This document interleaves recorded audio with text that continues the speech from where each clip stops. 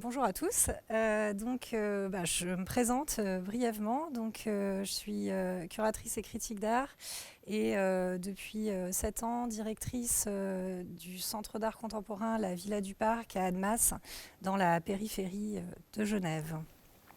Mon intervention s'intitule Pratique du flux, l'image face à l'excès du visible. Elle fait suite à un article que j'ai publié il y a quelques mois pour un numéro spécial de Art Press intitulé Post-photographie. Et donc j'ai repris un certain nombre d'éléments de ce texte qui a été publié, donc on peut retrouver, pour le mettre un peu en perspective avec quelques autres pratiques artistiques. Donc c'est vraiment du point de vue curatorial que je me place et dans cette pratique d'exposition, de production de projets artistiques dans le cadre d'un centre d'art contemporain d'expérimentation. Je voulais commencer en précisant l'actualité du sujet dont je vais parler, puisqu'on a ouvert coup sur coup ces 2 dernières semaines dans des centres d'art contemporain en France plusieurs expositions autour des questions qui nous occupent aujourd'hui et cette relation dialectique et complexe entre vue et donnée. Donc, tandis que le supermarché des images, dont on a vu quelques vues d'exposition ce matin, au jeu de paume s'intéresse à la saturation de l'expérience visuelle perdue dans la circulation d'images data produites par millions. Algotaylorisme à la Kunsthalle de Mulhouse, curatée par Aude Launay, interroge l'interaction complexe entre les humains et les intelligences artificielles dans les transformations des processus de travail actuels. Et Persona Everywhere, au Lait, à Albi, rassemble des pratiques contemporaines autour de la dépossession des données personnelles et les reconfigurations de l'identité dans le cadre numérique.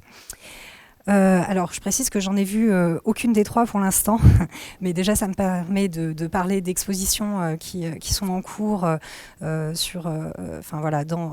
des régions françaises. Et de l'actualité du sujet, même en France, où la question technologique dans l'art contemporain est en général peu prisée et mise en avant. Néanmoins, l'évolution de l'environnement numérique sur notre compréhension des images a un tel impact aujourd'hui qu'il n'est finalement pas étonnant qu'on retrouve, même tardivement, dans des programmations de lieux qui affirment le rapport critique de l'art à la société et qui souhaitent vraiment développer l'émancipation citoyenne par l'art et dans ces endroits-là, fassent l'objet de telles propositions curatoriales. Pour ma part, une saison de 3 expositions intitulée White Mirror en 2018-2019 à la Villa du Parc a été consacrée aux effets de l'environnement numérique sur les affects et les rapports interpersonnels, et m'a permis de m'intéresser à différents aspects de ce rapport entre ce qui serait donné au sens commun du dictionnaire, ce qui est donné au sujet dans l'expérience sensible, et les manières dont les artistes s'approprient ces données pour proposer une nouvelle représentation.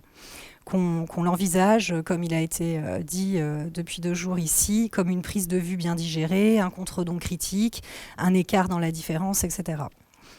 Et donc, dans le cadre de cette saison, plus précisément à la manière dont les artistes réutilisent dans leurs œuvres aujourd'hui ces images qui sont données sur des interfaces numériques.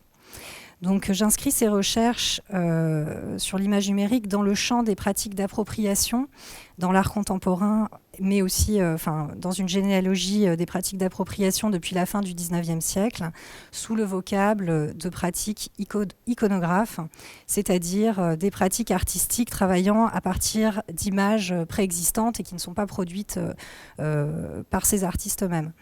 Dans ce cadre, je précise que peut-être on pourrait plutôt parler de reprise de données pour être un peu plus exact. Donc, comment les artistes s'approprient-ils ces données? Comment les donnent-ils à voir? Quelle vue portent-ils sur elles?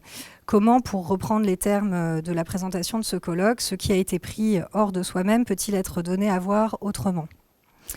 Évidemment, ce qui est donné à l'expérience sensible via un système de visibilité complexe et monétisable n'est pas donné tel quel. On est beaucoup revenu là-dessus ces 2 derniers jours. C'est assorti d'un environnement de contrôle, de processus hors de notre portée, etc. Donc les pratiques d'appropriation, et pas seulement de l'image numérique aujourd'hui, ont toujours eu une conscience aiguë de ce que cache ce qui est offert, c'est-à-dire l'arrière-plan technique, idéologique, politique, économique et symbolique de ces données. Elles s'emploient à montrer ou à amplifier ce qu'elles cachent ou ce qui est latent. Pour autant, ces œuvres affirment justement la recherche par les artistes d'un écart critique au cœur même du spectacle des visibilités, pour reprendre une expression de Marie-Josée Monzin, et sans renoncer à la fascination que leur procure la circulation des images en ligne, et en exploitant précisément l'intensité des émotions et des addictions qu'elles suscitent. Ce point me paraît assez crucial.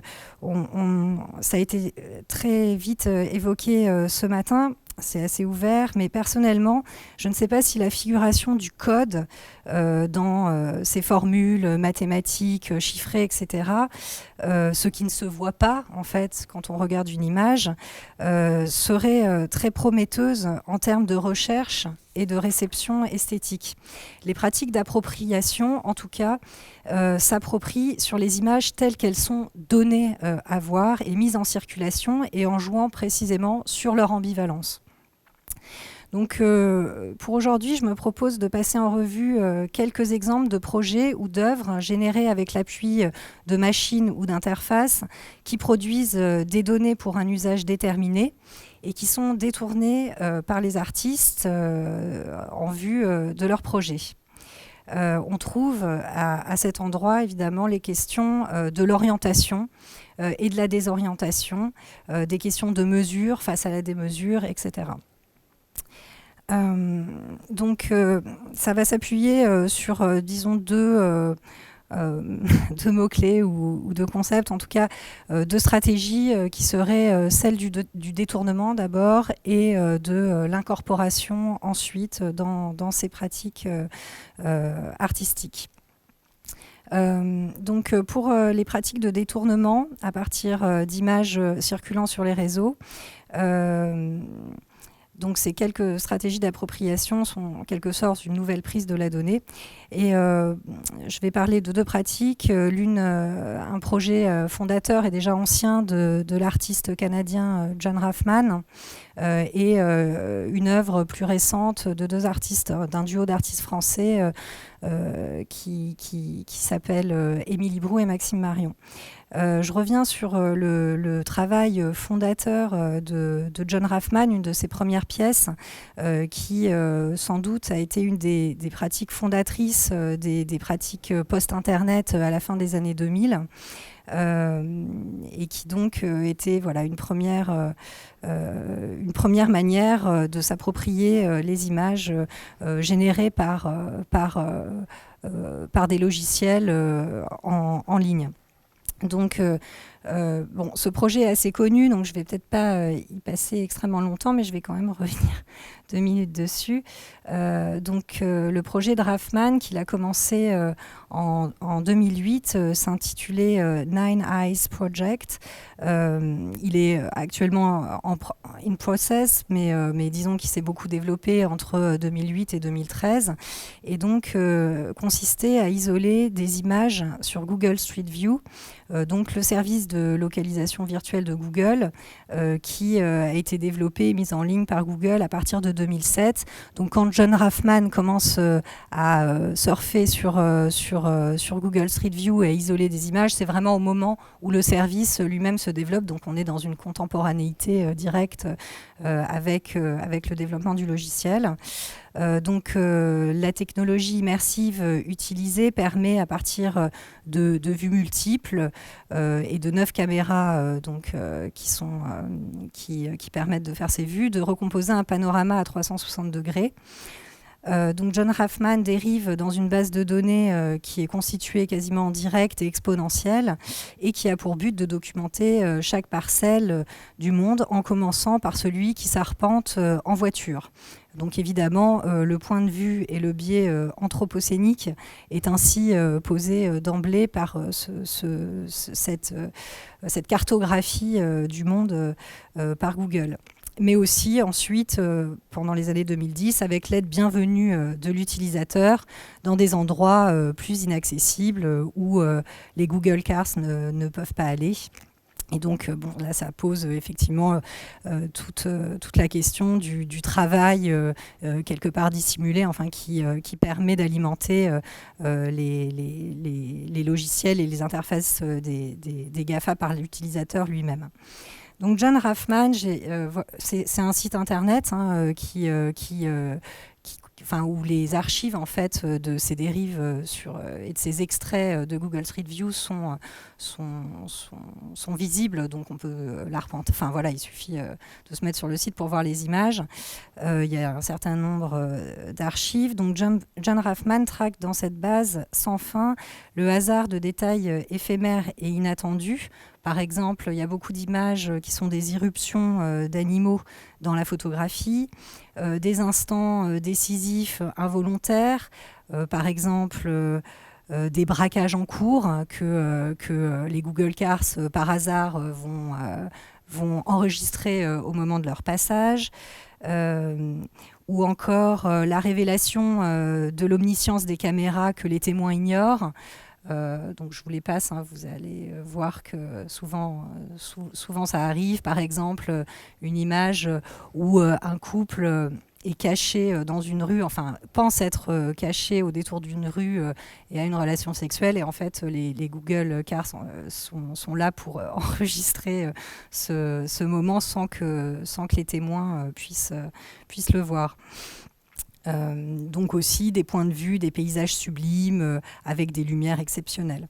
Donc on retrouve dans cette dérive dans la base, enfin dans le logiciel Google Street View, un certain nombre de topoïdes de la construction de l'histoire de la photographie depuis le 19e siècle et les codes classiques finalement de l'esthétisation du monde, avec une confiance que l'artiste affirme dans l'indicialité finalement du processus photographique, puisque la prise du réel et de tout ce qu'il peut y avoir justement d'inattendu est privilégiée. Donc l'outil de géolocalisation est ainsi utilisé pour sa puissance évocative, poétique, ou alors l'incongruité de situations, des atmosphères d'inquiétante étrangeté, certains moments de grâce, et l'éditorialisation des images pour leur puissance photographique telle que définie historiquement. Et donc par exemple la transparence du médium, l'instantanéité du photojournalisme, l'urgence du documentaire social. Et d'ailleurs John Raffman revendique clairement cette approche en expliquant son projet comme la recherche de ce que fait un œil humain sur une prise de vue robotique. Donc il y a vraiment cette idée de retrouver en fait de réaffirmer finalement des principes historiquement donnés de la photographie dans cette collecte en ligne. Donc la valorisation de ce travail permet de faire changer l'usage, puisqu'il transforme l'usage de géolocalisation en usage de contemplation en fait, d'images dans un autre cadre. Ce travail a été montré à de nombreuses reprises dans des biennales sous forme de diaporamas vidéo. Voilà, pour le relier à des pratiques amateurs de l'époque, ça a vraiment été inspiré par la pratique amateur des surf clubs à la fin des années 2000, qui se sont développés autour de groupes d'artistes donc on éditorialisait, enfin on captait des choses qui étaient en ligne en permanence. Voilà. L'appropriation dans ce cas repose, comme beaucoup de pratiques d'appropriation d'images qui ne sont pas d'ailleurs forcément dans le flux numérique, sur la décontextualisation, un changement de support, un extrait du logiciel, un changement d'usage, comme je le disais, la géolocalisation vers une image à contempler, l'inversion de la valeur aussi, puisque par exemple, là où les GAFA emploient des petites mains, les cleaners, pour enlever les contenus problématiques en ligne, eux au contraire, ce type de pratiques comme celle de Raffman dérivent sur le net pour au contraire extraire des situations, des prises de vue qui peuvent sembler problématiques aux entreprises qui développent ces logiciels. Donc voilà, et je voulais présenter un autre travail, donc celui d'Émilie Brou et Maxime Marion. Je pense qu'effectivement, les surf clubs existent de moins en moins. En fait, en tout cas, elles sont moins pratiquées par les artistes qui, plutôt que privilégier aujourd'hui la dérive sur le web et extraire un certain nombre d'images, s'intéresse sans doute plus aux manières de détourner des logiciels et d'agir sur les fonctions du logiciel lui-même. Donc, le projet dont je vais parler présente précisément un exemple de détournement du logiciel de recherche Google, où les artistes vont travailler la métadonnée et le mot-clé qui déterminent la navigation dans la base de données pour en détourner l'usage de recherche dans le moteur Google, et même en l'inversant. Là où le moteur de recherche appelle à isoler, réduire ou synthétiser, on verra le terme qu'on préfère, l'énoncé d'une recherche à des mots-clés pour ouvrir à des résultats nombreux et variés, les artistes, au contraire, vont chercher à complexifier la requête pour isoler le résultat à une seule image et créer une linéarité. Ce qui n'est pas le cas du moteur qui va sortir un certain nombre d'images à la requête. Donc Bombe, je vais vous passer un petit extrait. C'est un film génératif construit donc sur l'appropriation d'images dont le montage aléatoire est généré par un algorithme. Pour le décrire, c'est la mise en image du poème éponyme, Bombe, de Grégory Corso, donc auteur de la Beat Generation, qui compose en 1960 cette déclaration d'amour à la bombe atomique. Les vers du poème ont été traduits par les artistes en requête et adressés au moteur de recherche Google, lequel sélectionne en direct une image correspondante aux mots-clés qui lui sont adressés. En résulte 10 minutes d'un enchaînement rapide d'images fixes puisées dans l'imagerie du web, dans celle que renvoie le logiciel, qui va être rendue hypnotique par la voix originale du poète, qui lit, qui est un enregistrement de la voix du poète qui lit son poème, retravaillé et dont le flow est retravaillé dans une sorte de rap assez magnétique. J'ai demandé qu'on ne filme pas l'écran à ce moment-là parce que les artistes le montrent en situation de projection, même si on peut voir Bombe. C'est un logiciel, c'est un site internet, donc on peut le voir en ligne, mais en tout cas, il n'est pas présenté dans une captation vidéo elle-même projetée. Donc voilà, le film dure 10 minutes, je vous en montre qu'un petit extrait. Mais comme ça, on se rendra compte de ce que ça donne. Est-ce que je peux le mettre en plein écran ? Ça sera mieux quand même.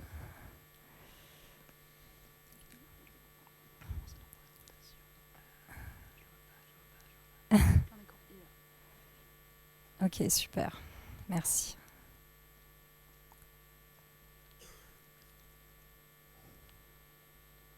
Non.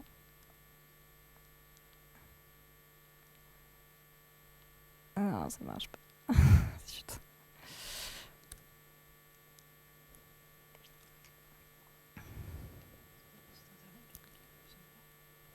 Alors, si le site internet ne fonctionne pas...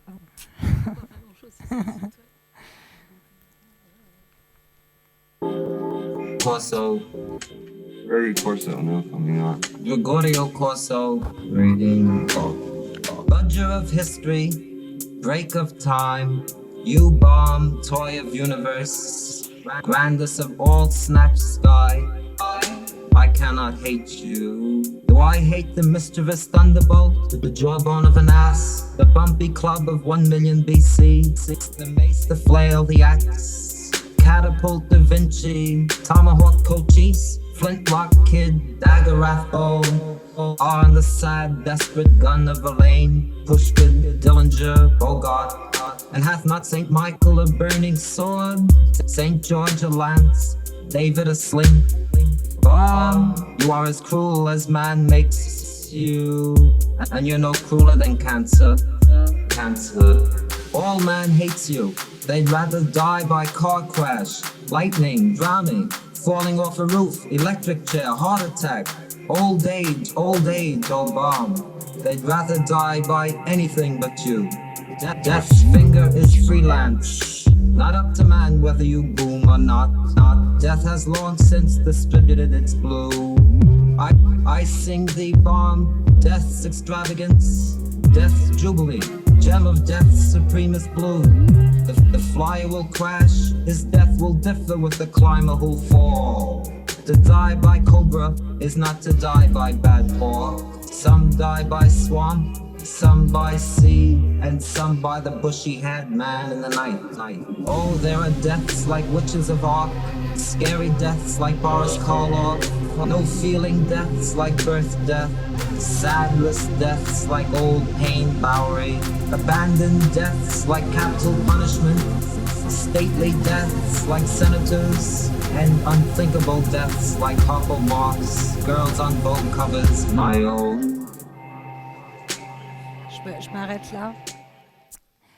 C'est que le début du film, mais enfin qui fonctionne de la même manière tout du long.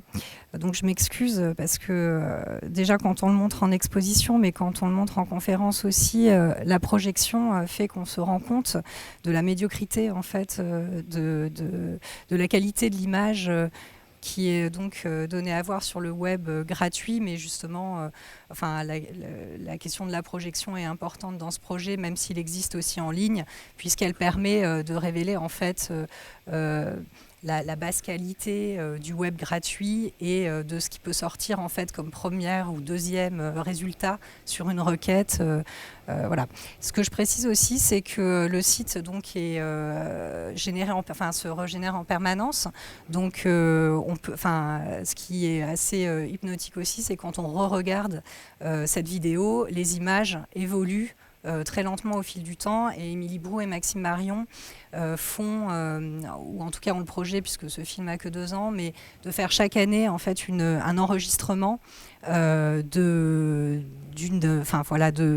leur film à un moment donné chaque année, pour voir comment évoluent les contenus qui sont privilégiés et donnés par le web, et on se rend compte que c'est des contenus de commerce notamment qui sont de plus en plus présents sur le web, ou des émoticônes, ou etc. Enfin, il y a une évolution évidemment de l'imagerie au fil du temps qui est donnée à voir en priorité sur le moteur de recherche Google.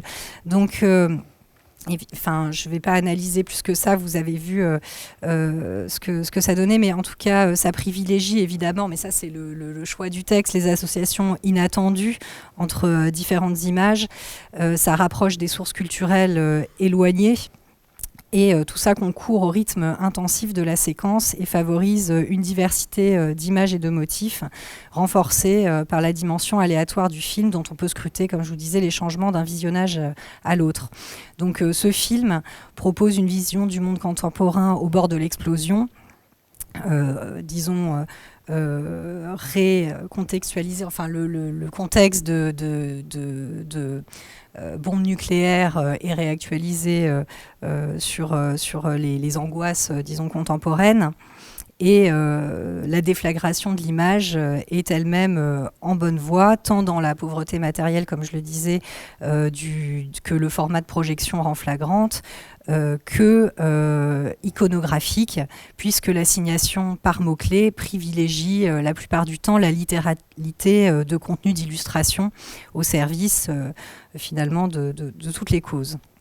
Donc ainsi, en professionnalisant des pratiques amateurs, puisque ce type à la fois de dérive chez Raffman, mais aussi de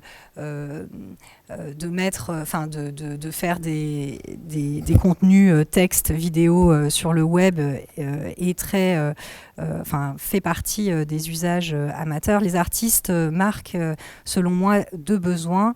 Le besoin de reprendre la main par une réorientation culturelle et symbolique dans le flux d'informations via l'échantillonnage de leur mémoire culturelle chez Raffman et aussi chez Brut et Marion par cette idée d'enregistrement annuel, à quoi s'ajoute la recherche d'un changement de support, d'interface via l'éditorialisation livresque, puisque Raffman a fait un livre et un essai de son projet Nine Eyes, et dans une forme linéaire et narrative, dans la forme linéaire et narrative du film chez Maxime Brou et chez Émilie Brou et Maxime Marion. Donc, je voulais aussi ouvrir sur une autre question que je trouve de plus en plus présente aussi dans un certain nombre de pratiques artistiques, c'est que l'écart s'affirmerait par une autre stratégie qui ne serait pas seulement du détournement, mais aussi de l'incorporation, à partir d'exemples de pratiques qui se servent de la machine, mais pour tenter de donner une forme à la réception mentale de ces images qui nous sont données à digérer en permanence. Donc, je voudrais juste évoquer deux pratiques. D'abord, celle d'un duo d'artistes français le nom du duo, c'est It's Our Playground, dont je vais vous montrer le site.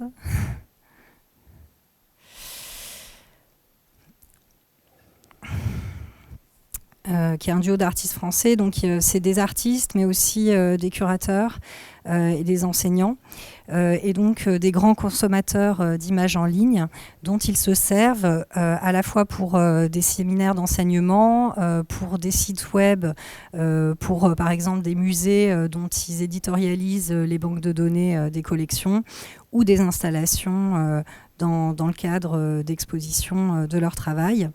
Et donc le duo s'intéresse aux porosités, aux échanges entre disons la machine, hein, puisque c'est un de leurs derniers projets s'intitulait Elle disait bonjour aux machines, donc entre la machine et l'humain, et aux effets de la technologie sur la perception. Leurs projets, on les voit à l'écran, mais leurs titres sont assez significatifs. Donc, par exemple, Mental Matter, Reconstructive Memory, Artificial Sensibility, ou encore récemment Generative Spirits.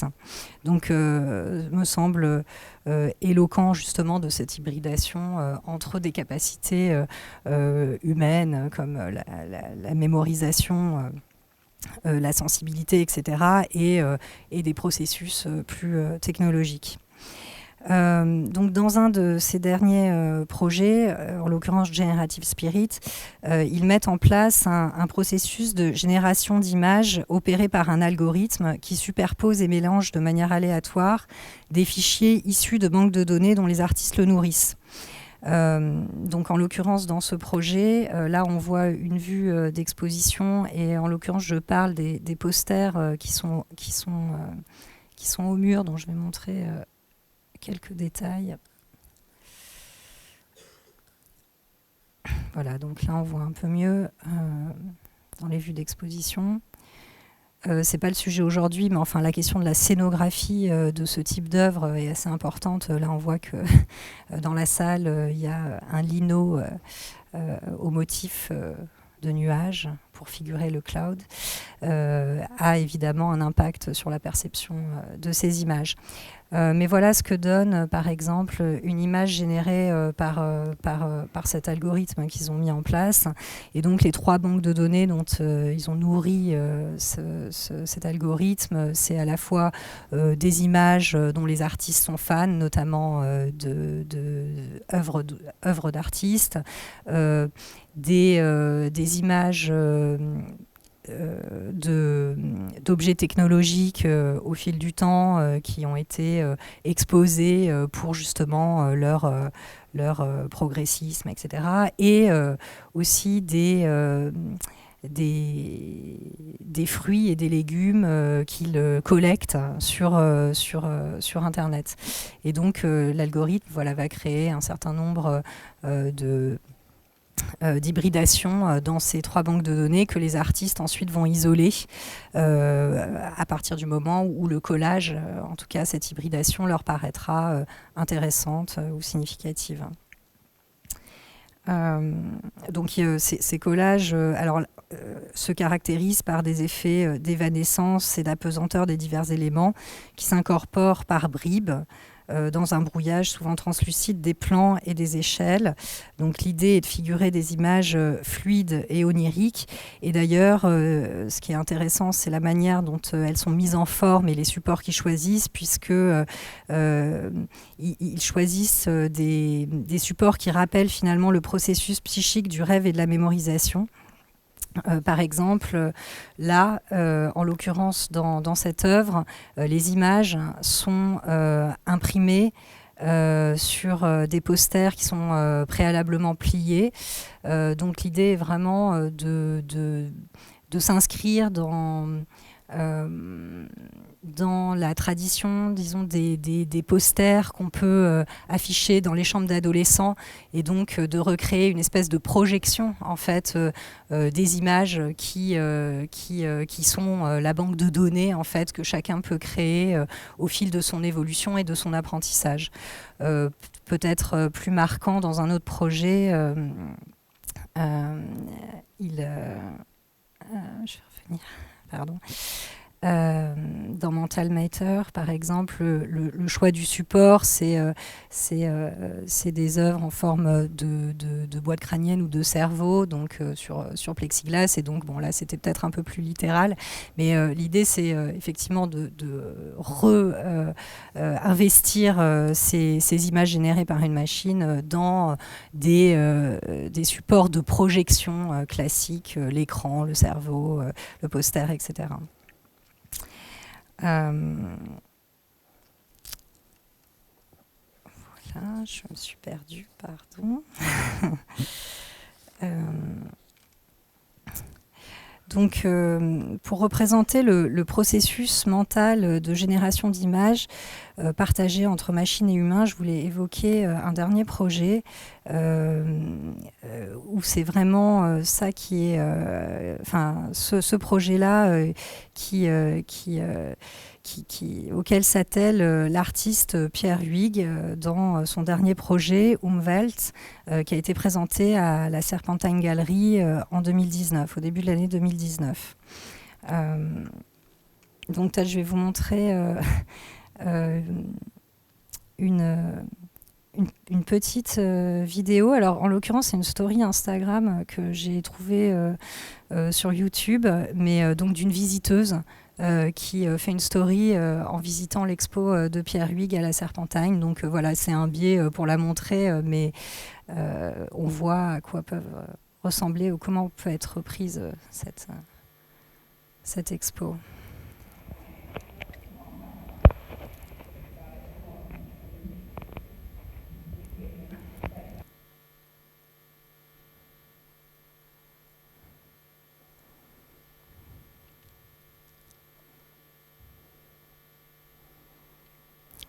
Donc, vous l'aurez vu, il y avait des mouches.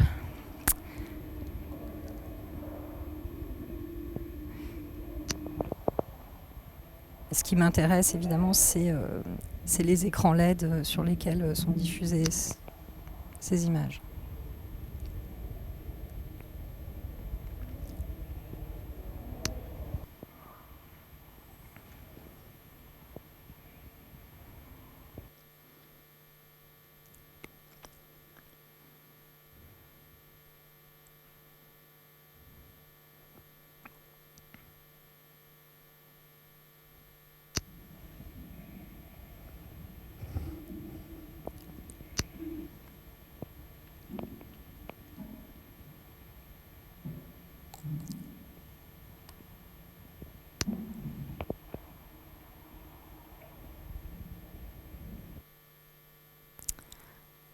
Voilà. Je remercie cette visiteuse d'avoir mis en ligne sa visite de cette exposition.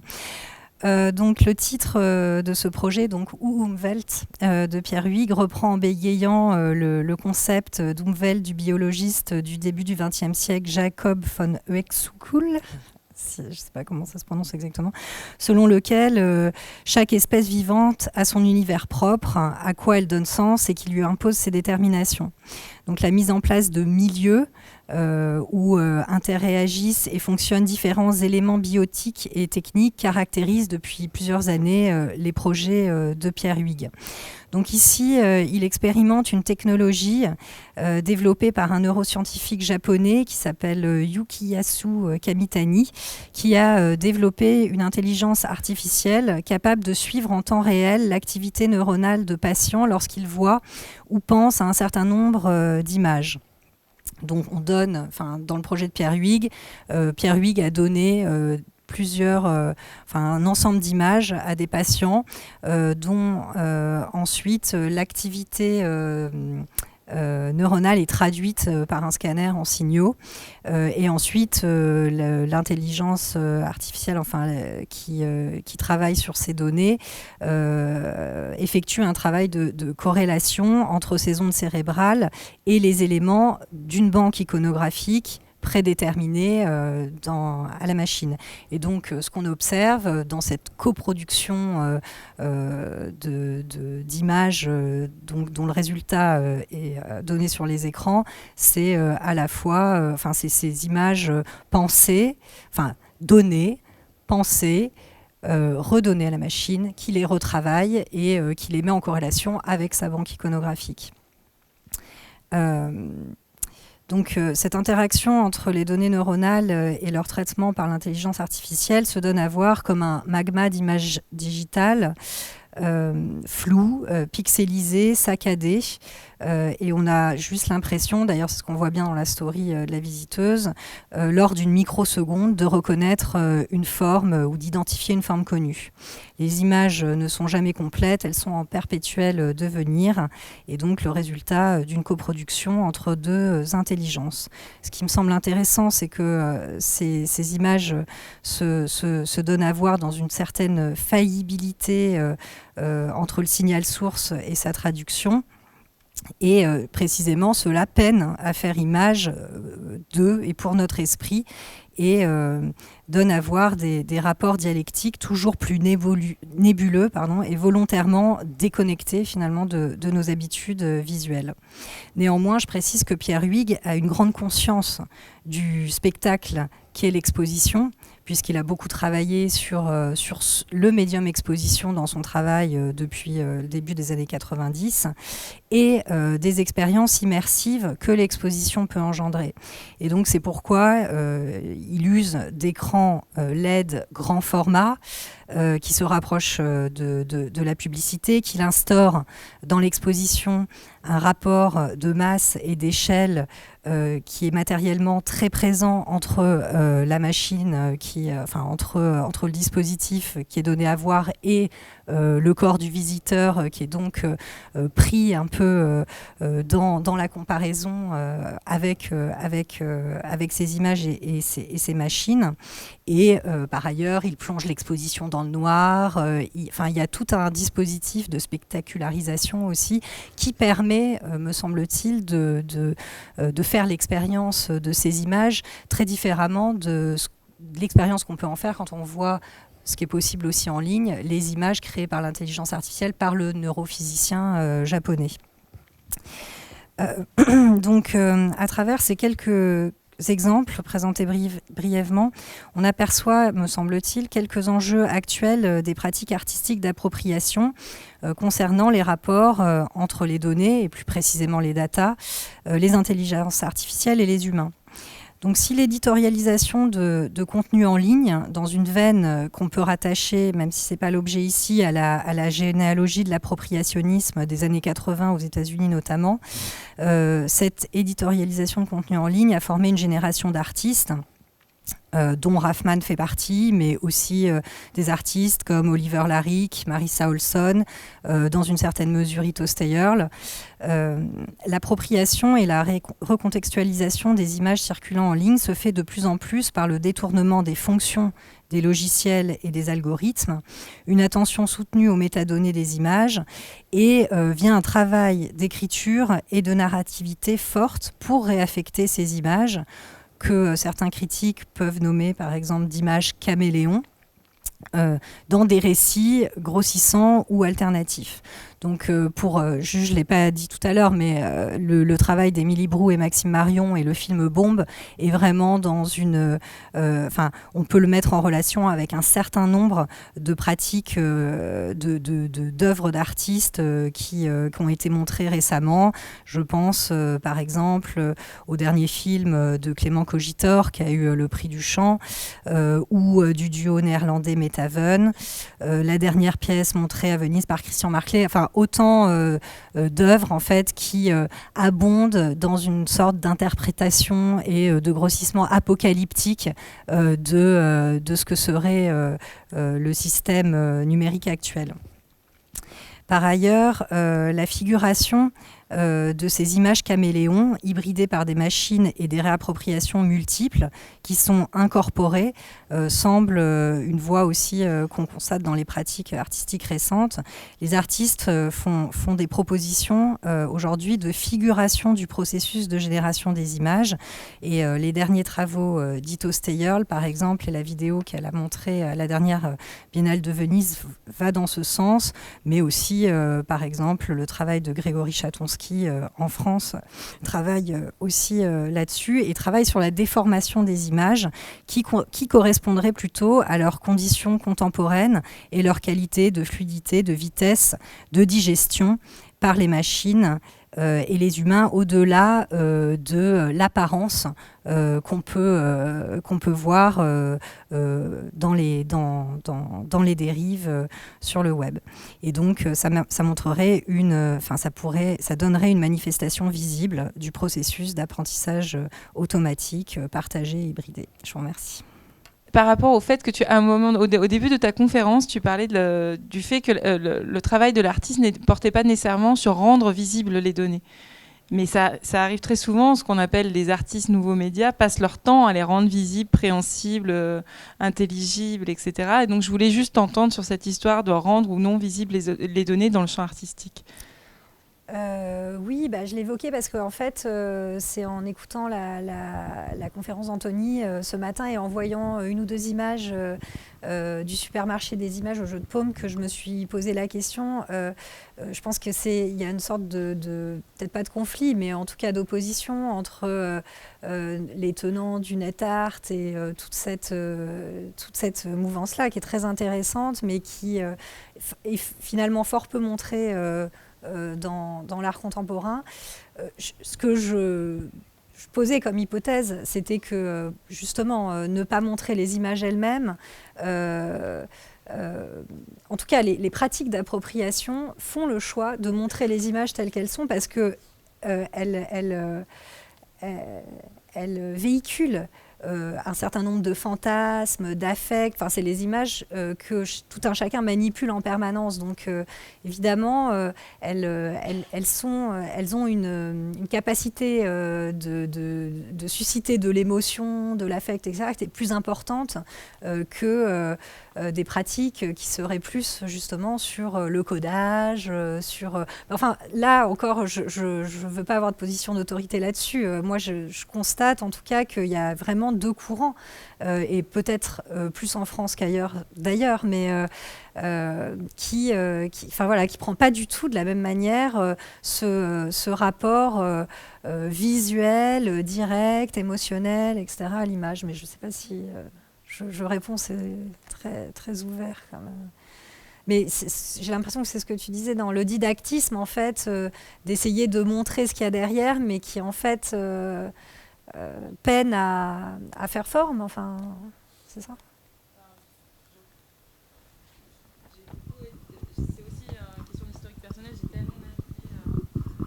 J'ai tellement passé de temps justement avec dans ces mouvements artistiques qui passaient leur temps à essayer de donner, de révéler ces données, de les rendre visibles, intelligibles et lisibles, que de temps en temps, je crains qu'effectivement on tombe dans une forme de didactisme. Donc ta réponse, elle me convient, oui.